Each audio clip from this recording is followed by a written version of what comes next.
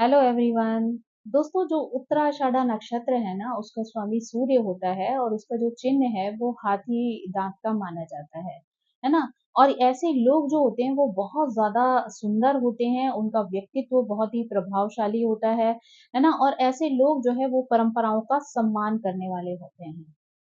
अब अगर हम इसके चार चरणों की बात करें तो उसमें जो पहला पद होता है वो धनु नवांशा में माना जाता है और जिसके जो स्वामी हैं वो बृहस्पति हैं, है ना। गुरु बृहस्पति जो है वो ऐसे लोगों को बहुत ही ज्यादा बुद्धिमान बना देते हैं। ऐसे जो लोग होते हैं वो ज्ञान की तरफ आकर्षित होते हैं और इनके अंदर आत्मविश्वास की जो है वो कमी नहीं होती। यानी ये अपने ज्ञान का प्रयोग कॉन्फिडेंस के साथ करते हुए जीवन में बहुत ज्यादा आगे बढ़ते हैं। इसका जो दूसरा पद है ना वो मकर नवांशा के अंतर्गत आता है और इस पद में केतु, बृहस्पति, शनि के साथ जो है सूर्य का जो है वो बहुत ज्यादा इम्पैक्ट होता है। और ये सभी जो ग्रह होते हैं वो मिलजुल कर ऐसे व्यक्ति को बहुत ज्यादा एम्बिशियस बना देते हैं। यानी अपने जीवन में अपने गोल को अचीव करने के लिए ये हमेशा जो है वो प्रयत्नशील रहता है और अपनी मेहनत और अपनी नॉलेज के बेस पे, अपने एफर्ट के बेस पे जो है उस गोल को अचीव करता है। अगर हम इसके तृतीय पद की बात करें ना, तो ये जो है कुंभ नवांश में पड़ता है और इसका जो तीसरा पद होता है जिसका प्रभुत्व जो है वो शनि के द्वारा किया जाता है। ऐसा व्यक्ति जो है वो आत्मचिंतन करता है, ज्ञान की प्राप्ति करता है, जीवन में नई-नई चीज़ों को सीखता है ना? और अपनी मेहनत, अपने एफर्ट के बेस पे वो जीवन में सभी प्रकार के भौतिक सुख जो हैं, आराम, सुख सुविधाएँ सभी को वो जुटा लेता है। यानी जो भी नॉलेज वो गेन करता है, उसको वो अपनी मेहनत के साथ प्रयोग करके जीवन में आगे बढ़ता है। इस नक्षत्र का जो चौथा पद, चौथा चरण होता है, वो मीन नवांशा का होता है। यानी यहाँ पर भी जो है गुरु बृहस्पति का प्रभुत्व होता है। तो ऐसे में उनका जीवन जो है भौतिक सुख सुविधाओं की से आकर्षित रहता है, लेकिन धीरे-धीरे कई बार वो लोग आध्यात्मिक उपलब्धि की तरफ जो है वो अग्रसर हो जाते हैं। यानी शुरू में उनको भौतिक चीज़ें जो हैं वो अपनी ओर आकर्षित करती हैं, लेकिन बाद में वही चीज़ें जो हैं धीरे-धीरे आध्यात्म की तरफ जो है वो उनको प्रेरित कर देती हैं। तो वो लोग जो है फिर ईश्वर से कनेक्ट होना जो है शुरू हो जाते हैं और अपने ज्ञान को जो है वहाँ पर जोड़ना शुरू हो जाते हैं। इस नक्षत्र में जन्म लेने वाले जो पुरुष होते हैं, वो बहुत ज़्यादा लोकप्रिय होते हैं। यानी उनके अंदर एक ऐसा प्रभावशाली व्यक्तित्व होता है कि लोग इनकी तरफ बहुत ही जल्दी आकर्षित हो जाते हैं। ऐसे लोग जो होते हैं वो बहुत ज़्यादा बुद्धिमान तो होते ही हैं, लेकिन साथ ही साथ बहुत ज़्यादा मेहनती भी होते हैं। इसलिए जीवन में जो कुछ भी वो अचीव करना चाहते हैं, उसमें वो दोनों गुणों का जो है वो प्रयोग करते हैं, अपनी बुद्धिमत्ता का भी और अपने एफर्ट्स का भी। तो जब वो बुद्धि और एफर्ट दोनों एक साथ मिलते हैं, तो ऐसे लोगों को सफलता मिलना जो है वो स्वाभाविक हो जाता है। ऐसे लोग बहुमुखी प्रतिभा के धनी होते हैं, यानी उनमें बहुत तरीके की प्रतिभाएँ होती हैं और वो कई क्षेत्र में कार्य कर सकते हैं। यानी उनको इतने विषयों की नॉलेज होती है कि वो जिस क्षेत्र में चाहें, उस क्षेत्र में अपने आप को आगे बढ़ा सकते हैं। क्योंकि वो लोग बहुत ज़्यादा अपने ऊपर फ़ोकस्ड नहीं होते हैं। दूसरों से भी वो उतने ही अटैच रहते हैं, तो इसलिए वो लोगों से बहुत अच्छे से मिलते-जुलते हैं और बड़ी अच्छी जो है वो कंपनी उनकी बन जाती है। यानी लोगों के साथ मिलना-जुलना भी इन लोगों को बहुत ज़्यादा पसंद होता है। सिर्फ़ ऐसे नहीं होते कि वो अपनी मेहनत कर रहे हैं तो उसी का गुणगान या बखान करते रहें हमेशा। वो हमेशा जो है वो अगर उनके सामने कोई ऐसा व्यक्ति आ जाए जो बहुत मेहनती है, एफर्ट डालता है, सक्सेसफुल हो रहा है जीवन में, तो वो ऐसे लोगों की प्रशंसा करने से भी पीछे नहीं हटते। यानी वो सेल्फिश टाइप का उनका बिहेवियर नहीं होता कि अगर वो एम्बिशियस हैं, अपने जीवन में आगे बढ़ रहे हैं, तो सिर्फ़ वो अपने बारे में सोचें या अपनी तारीफ़ें करें या सबके सामने अपने गुणगान बहुत ज़्यादा करें। वो हमेशा दूसरों को भी उतनी वैल्यू देते हैं जितनी वो अपने काम को देते हैं। तो इसलिए अगर कोई ऐसा मेहनती व्यक्ति उनके सामने आता है, जो जीवन में बहुत अच्छे से ग्रो कर रहा है, सफलता की ओर चल रहा है, तो वो ऐसे लोगों को भी एप्रिशिएट करने से पीछे नहीं हटते हैं। इसीलिए अगर वो अपने आप को चाहें या ना चाहें, कई बार उनका कोई इंटेंशन ही नहीं होता, लेकिन फिर भी अपने व्यवहार और व्यक्तित्व की वजह से वो दूसरे लोगों के प्रिय हो जाते हैं। यानी दूसरे लोग जो हैं वो इनको बहुत रिस्पेक्ट करते हैं इनके व्यवहार की वजह से, इनको मान-सम्मान देते हैं, इनकी बातों को सुनते हैं, समझते हैं, कई बार फॉलो भी करने लग जाते हैं। तो ये चीज़ें इसलिए नहीं होती क्योंकि वो करना चाहते हैं, इसलिए होती हैं क्योंकि ऑटोमैटिकली उनके अंदर एक इतना चुंबकीय आकर्षण होता है उनके व्यक्तित्व में कि लोग खुद ब खुद जो है वो इनसे प्रभावित हो जाते हैं। तो लोग इनसे प्रभावित तो हो जाते हैं, लेकिन कई बार वो चीज़ें बहुत लंबे समय तक नहीं चलती हैं क्योंकि इनका व्यक्तित्व जो होता है ना, वो थोड़ा-सा रिज़र्व टाइप का होता है। यानी ऐसे लोग बहुत जल्दी अपनी भावनाओं को, अपने इमोशन को दूसरों के सामने अभिव्यक्त नहीं करते हैं। यानी इन लोगों की आदत होती है कि ये बहुत ही गुप्त व्यक्ति होते हैं। यानी अपनी चीज़ों को, अपनी सोच को, अपने कार्यों को अपने तक ही रखना पसंद करते हैं। बहुत ज़्यादा उजागर करना, दूसरों के सामने शो ऑफ करना, गा-गा कर बताना, ये सब आदतें उनको पसंद नहीं होती हैं। तो इसलिए क्या होता है कि ये अपने इमोशन भी कई बार दूसरों के सामने एक्सप्रेस नहीं कर पाते हैं, नहीं कह पाते हैं। तो वो रिलेशन जो होते हैं वो तभी चलते हैं जब दोनों तरफ से इमोशन जो है वो एक्सचेंज हो रहे हों। न व्यक्ति जो है वो एक-दूसरे के साथ जो है उन इमोशन को शेयर कर रहा हो। लेकिन यहाँ पर स्थिति ऐसी होती है कि ये दूसरे इमोशन को तो सुन लेंगे, समझ लेंगे, उसको हेल्प भी कर देंगे, लेकिन अपने इमोशन जो है वो कभी भी दूसरों के सामने अभिव्यक्त नहीं करते। जिस वजह से कुछ टाइम के बाद उन चीज़ों में, उन रिश्तों में जो है वो एक दूरी आना शुरू हो जाती है। वो ईश्वर में बहुत ज़्यादा विश्वास करते हैं, उनकी बहुत आस्था होती है और उन्हें कहा जा सकता है कि वो ईश्वर से डरने वाले लोग होते हैं। इसलिए वो अपने जीवन में किसी भी प्रकार का गलत काम करने के इच्छुक नहीं होते हैं। यानी वो उनको उनका मानना रहता है कि चाहे दुनिया में कोई भी व्यक्ति उन्हें देख रहा हो या ना देख रहा हो, लेकिन ईश्वर उन्हें देख रहा है, इसलिए उन्हें जीवन में कोई ऐसा कार्य नहीं करना है, जिससे कि वो ईश्वर की नज़रों में गिर जाएँ या अपनी खुद की नज़रों में गिर जाएँ। तो इसलिए हमेशा जो है वो अपने सिद्धांतों पर चलने वाले लोग होते हैं, यानी अपने धर्म का अनुसरण करने वाले, अपनी परंपराओं को फ़ॉलो करने वाले, साथ ही साथ जो है अपने जो भी नियम उन्होंने अपनी लाइफ़ में बनाए हैं, उनको बहुत अच्छे से फ़ॉलो करने वाले होते हैं। तो वो जो है ऐसा कोई कार्य नहीं करना चाहते हैं, जहाँ पे उनको खुद को जो है वो शर्मिंदा होना पड़े। कई बार जो है धर्म का बहुत ज़्यादा अनुसरण करना या अ, उन चीज़ों को लागू करना जीवन में जो है वो दूसरों के लिए कई बार परेशानी की वजह बन सकता है या दूसरों को हर्ट भी कर सकता है। तो इसलिए जो है इनको अपने इस तरीके के इमोशन को अपने तक ही रखना चाहिए, जिस तरीके से वो अपने पर्सनल चीज़ों को अपने तक रखना पसंद करते हैं, वैसे ही ऐसी चीज़ों को भी उन्हें दूसरों पर थोपना नहीं चाहिए। ना ही उनके साथ ऐसी बहुत ज़्यादा बातें करनी चाहिए जिससे कि किसी और के इमोशन जो है वो हर्ट हो जाएँ।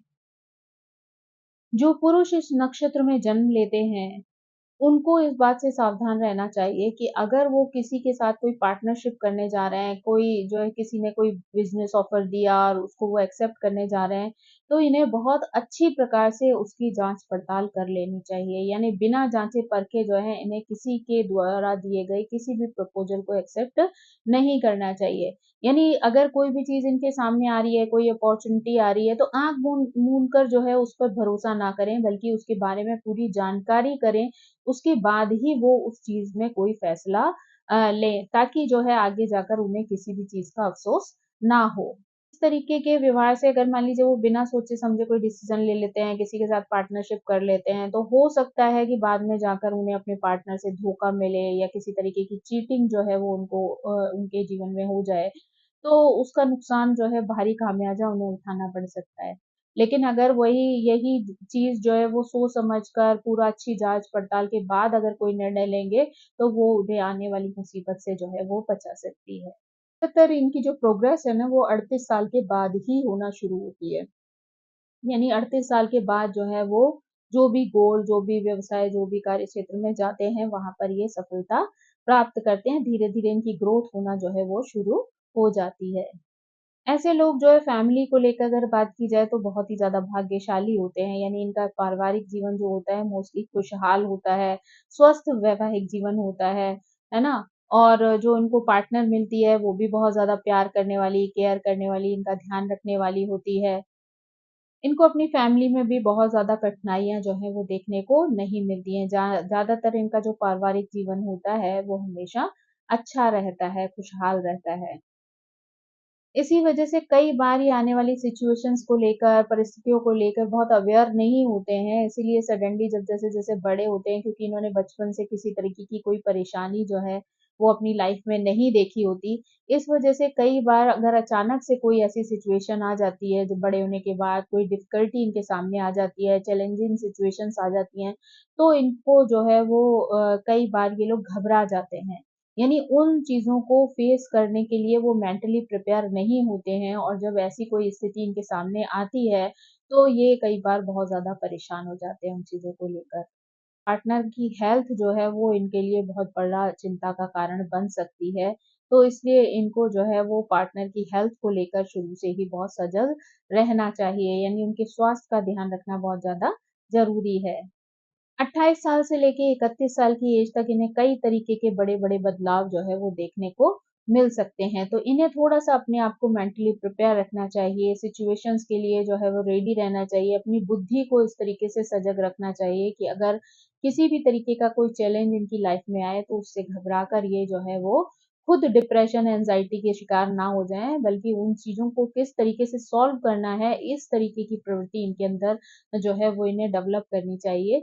जहाँ पर ये सॉल्यूशन के बारे में सोचना शुरू करें, यानी समाधान क्या हो सकता है किसी प्रॉब्लम का, ये इनके दिमाग में आइडियाज़ होने चाहिए, ना कि उस समस्या से घबरा कर ये अपने आप को सीमित कर लें, क्लोज़ कर लें, तो ये चीज़ इनको परेशानी में डाल सकती है। तो थोड़ा-सा जो है वो खुले दिमाग से काम करें, तो इनको ऐसी समस्याएँ जो है फेस नहीं करनी पड़ेंगी। अगर हम इनकी हेल्थ की बात करें तो कई बार इनकी छोटी-मोटी प्रॉब्लम्स जो हैं इनके जीवन काल में आती-जाती रहती हैं। साथ ही इनको जो है वो धारदार जो वस्तुएँ होती हैं ना, उनसे जो है वो बच के रहना चाहिए। उनको जो है वो सीरियसली लेना चाहिए, क्योंकि कई बार उनसे चोट लगने का भी जो है सिचुएशन इनके जीवन में आ सकती है। तो इन्हें जो है ऐसी वस्तुओं से जहाँ सावधान रहना चाहिए जहाँ कटने-फटने का डर हो।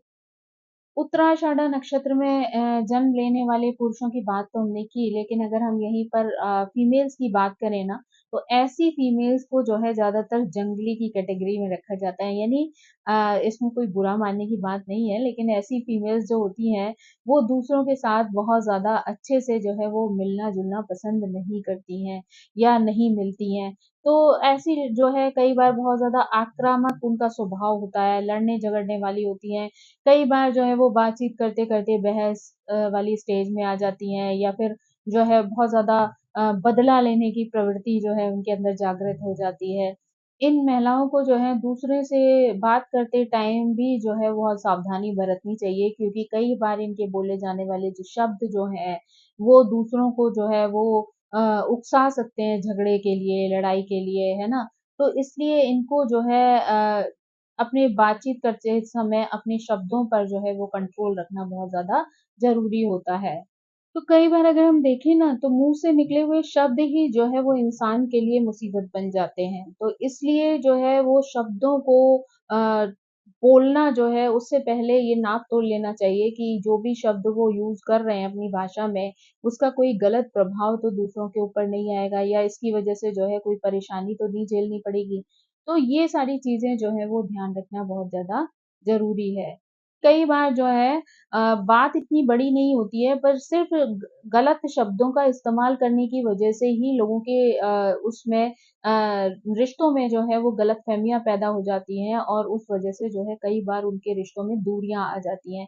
चाहे वो अपने हस्बैंड-वाइफ के बीच की बात हो, या फिर बाहर जो है रिलेटिव्स की बात हो। लेकिन कई बार अगर आपने सही शब्दों का चुनाव नहीं किया, तो वही चीज़ दूसरों को भड़काने वाली हो सकती है। वही चीज़ जो है वो अ, ऐसी स्थिति पैदा कर सकती है जहाँ आपके बारे में लोगों के दिमाग में गलतफ़हमियाँ बनना शुरू हो जाएँ कि ये व्यक्ति जो है वो दूसरों के बारे में अच्छा नहीं सोचता है, या उसके बोलने-चालने का ढंग जो है वो बहुत ही ज़्यादा खराब है। हालाँकि अगर उनके नज़रिए से देखा जाए ना, तो ऐसे लोग बहुत ही सीधे, सरल और स्पष्ट वक्ता होते हैं। यानी बहुत ज़्यादा जो उनके दिल में आता है, वो बहुत ही ईज़िली जो है वो दूसरों के सामने बोल देते हैं। लेकिन प्रॉब्लम ये है कि आप दिल से साफ होकर कोई चीज़ बोल रहे हैं, पर सामने वाला भी उसी स्थिति में उन बातों को ले, उसी सोच के साथ उन बातों को ले, तब वो चीज़ें जो हैं वो लाइटली ली जा सकती हैं। लेकिन आपने तो वो बहुत अपनेपन में और सहजता में एकदम किसी से कोई भी चीज़ बोल दी, लेकिन सामने वाले के अंदर अगर गलतफ़हमी पैदा हो गई और उसे लगा कि आप ये जो चीज़ बोल रहे हैं वो उनके लिए गलत है या आपके व्यवहार में वो चीज़ गलत साबित हो जाती है, तो वो चीज़ जो है वो आपके रिश्तों को ख़राब कर सकती है।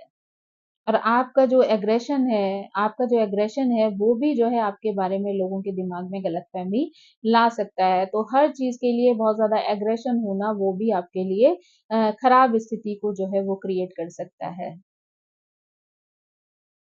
अगर उत्तराषाढ़ा नक्षत्र में पैदा होने वाली फीमेल की बात करें, तो ऐसी फीमेल जो है वो कार्य क्षेत्र में बहुत अच्छा कार्य करती हैं और अपने मेहनत के दम पर जो है वो प्रसिद्धि को प्राप्त करती हैं। फीमेल को जो है वो कहते हैं कि यूनिवर्स का भी बहुत सपोर्ट मिलता है, आध्यात्म से भी वो लोग काफ़ी कनेक्टेड रहती हैं, इसलिए जो भी कुछ ये लिखती पढ़ती हैं या कोई भी लेखन कार्य करती हैं, तो उसमें भी इन्हें बहुत ज़्यादा सफलता मिलती है। यानी फिलॉसफी जो है वो कई बार जो है अलग-सी दिखाई देती है, यानी इनकी फ़िलॉसफ़ी जो है इनके लेखन में साफ-साफ दिखाई देती है।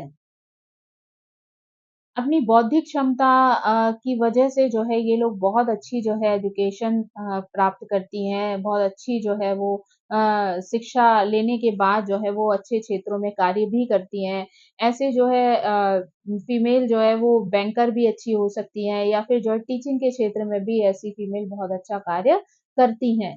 अगर वैवाहिक जीवन की बात करें तो ऐसी फीमेल्स को जो है कई बार बहुत ज़्यादा संघर्ष करना पड़ता है। यानी ऐसी परिस्थितियाँ कई बार आ सकती हैं जहाँ पर इनको अपने पार्टनर से दूर रहना पड़े। हो सकता है उसकी वजह सिर्फ़ दोनों का अलग-अलग एरियाज़ में काम करना भी हो सकता है। या फिर जो है दोनों के संबंधों में जो है वो खटास आने की वजह से भी सिचुएशन हो सकती है। तो रीज़न कुछ भी हो सकता है, लेकिन कई बार इन्हें जो है वो अपने पार्टनर से अलग रहना पड़ सकता है और वहाँ पर जो है अकेले रहकर जो है कई तरीके के चैलेंजेस जो हैं वो फेस करने पड़ सकते हैं। ये चीज़ें जो हैं कई बार जो फैमिली के मुद्दे होते हैं, क्लेश कलह होती है, कई बार जो है लॉन्ग डिस्टेंस रिलेशनशिप होती है, तो ये सब चीज़ें जो हैं वो इनकी समस्याओं को और भी ज़्यादा जो है वो पुख्ता कर देती हैं। इनकी जो है इस वज़ह से कई बार मानसिक जो स्वास्थ्य है वो भी खराब हो जाता है। तो यहाँ पर जो है इनको थोड़ा-सा अपने आप को अच्छे से हैंडल करने की ज़रूरत है ताकि इमोशनली जो है ये अपने आप को स्ट्रॉन्ग बना सकें और जिस भी तरीके की चैलेंजेस इनकी लाइफ में आए, चाहे उसका कारण कुछ भी हो, पर उन पर वो बैलेंस रख सकें। उनकी वजह से जो है इनका उसका जो प्रभाव है वो इनकी हेल्थ पर जो है वो किसी भी तरीके से ना पड़े। आम तौर पर ऐसी फीमेल जो होती हैं उनको कोई बड़े स्वास्थ्य से संबंधित परेशानियाँ नहीं आती हैं, लेकिन अगर किसी तरीके की कोई परेशानी कुछ लोगों को आती भी है, तो वो ज़्यादातर यूट्रस से रिलेटेड हो सकती है, हर्निया हो सकता है, गैस्ट्रिक प्रॉब्लम्स हो सकती हैं, तो इन सब चीज़ों से रिलेटेड उनको ध्यान रखने की ज़रूरत है। यानी अगर वो अपने खान-पान का ध्यान रखें, योगा, एक्सरसाइज़ आदि करें, है ना? उन चीज़ों पे फ़ोकस करें। अगर उन्हें किसी तरीके की कोई प्रॉब्लम लगती है, तो वो तुरंत से उस पे एक्शन लेके उस चीज़ को सॉल्व कर लें, ताकि वो बीमारी या परेशानी जो है, वो उनकी ज़्यादा लंबी ना चले।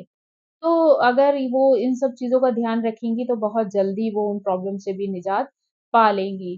तो कुल मिलाकर अगर हम कहें तो ऐसे लोग जो होते हैं वो बहुत ही अच्छे स्वभाव वाले होते हैं। अगर पुरुषों की बात करें तो वो अच्छे स्वभाव वाले भी होते हैं, हेल्पिंग हैंड भी होते हैं। जो है अपने काम पे फ़ोकस करने वाले होते हैं, बस इन्हें जो है दूसरे लोगों से जो है सावधान रहना चाहिए। अगर फीमेल की बात करें तो उनका जो एग्रेशन है वो ही उनके लिए परेशानी का कारण बन सकता है या फिर अ, परिवार से हस्बैंड से दूर रहना भी कई बार उनकी ज़िम्मेदारियों को बढ़ा सकता है। वहाँ पर भी उनको जो है वो अपनी हेल्थ को कंट्रोल रखना भी ज़रूरी हो जाता है और पारिवारिक ज़िम्मेदारियों को भी अच्छे से निभाना इम्पोर्टेंट हो जाता है। तो अगर ये लोग इन चीज़ों का ध्यान रखते हैं तो ये अपने जीवन में बैलेंस ला सकते हैं, अपने जीवन को खुशहाल बना सकते हैं।